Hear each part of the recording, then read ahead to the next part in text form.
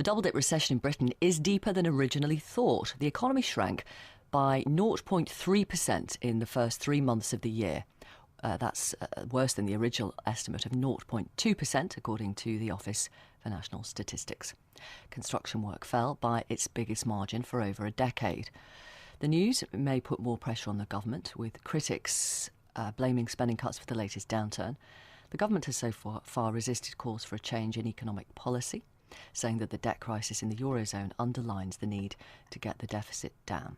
Jonathan Davis is an economist and wealth manager. He says we are in a 20-year depression. Hello, Jonathan Davis. Good morning.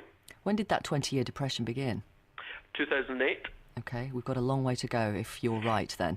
In 2008, we had the hors d'oeuvre. We had an economic crash, which everyone said, well, that's it. It's the worst crash in history.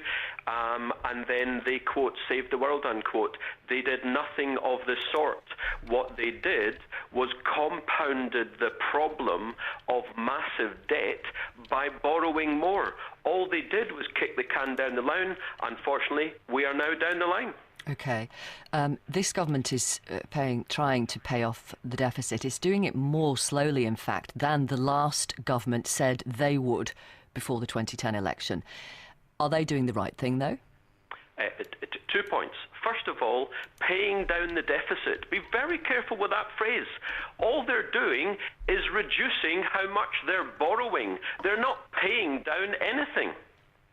Secondly, my understanding is the deficit has reduced by about £24 billion, so it's gone down from 140 billion to about 120 billion. But sorry if I may, but the debt, the whole overall debt, not the deficit, which is the kind of overdraft, is continuing to increase. Exactly. They're not paying down the debt. They're simply reducing the amount that they're borrowing. And incidentally, the so-called £1,000 billion of debt, trillion pounds of debt, is actually only a fraction of what successive governments have built up, because there's also the private finance initiative, there's also the unfunded state pensions and public sector pensions.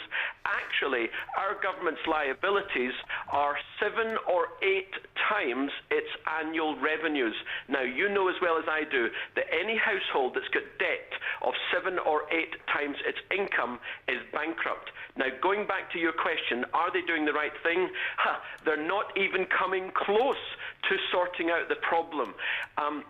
There is basically no difference, no material difference between left and right, and that's the same in practically any country that you'll find.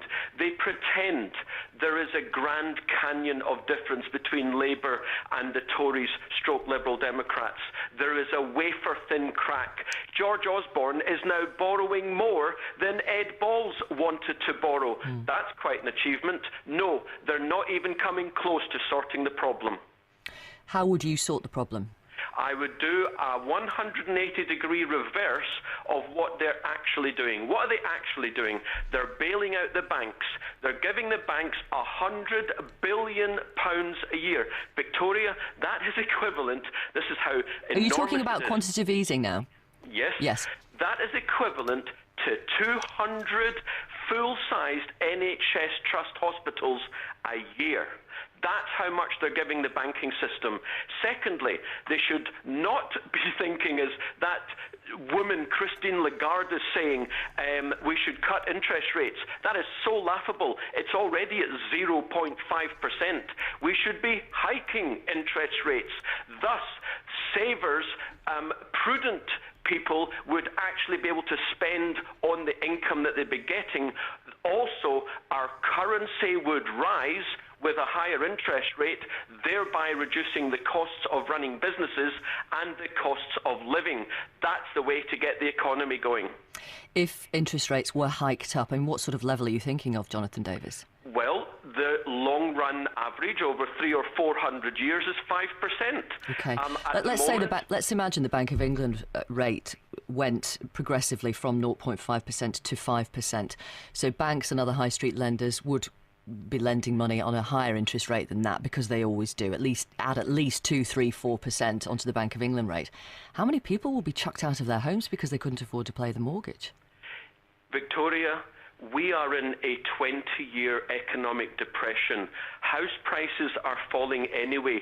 Businesses are going bankrupt hand over fist. So let's throw a few more people on, who out of their homes. I will answer your question. The economy is in a dire situation now. Do you really want that to continue for another 20 years? But I don't want to be homeless either. Well, you've got no option, because I'll tell you, over the next 20 years, those numbers are going to be thrown out anyway. Look at Japan. 23 years and counting. They're in depression, and we're doing the exact same thing as they are.